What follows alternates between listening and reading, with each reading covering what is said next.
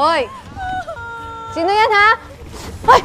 Huwag sabihin kay Aris na nandito ko. Mika? Mika, tama? Si Calix ba? Hey, Pep! Diyan ka lang. Hanggang 10 feet away ka lang sa kanya. Doon pa! Doon pa! He can't stay here. Hindi ko pwedeng hayaan si Mika sa Section D. Hindi tayo pwede makialam sa gulo nila. Okay lang ba kayo kung magtanong ako sa'yo tungkol sa inyo ni Calix? Nagsimula lahat sa... Upo tayo. Dali. Simula lahat sa love letter. Mika, it was love at first sight. Tabi! Mika!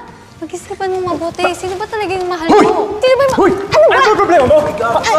Ha?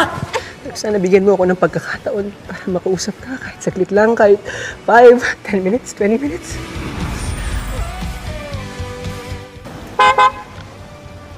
Hey, miss.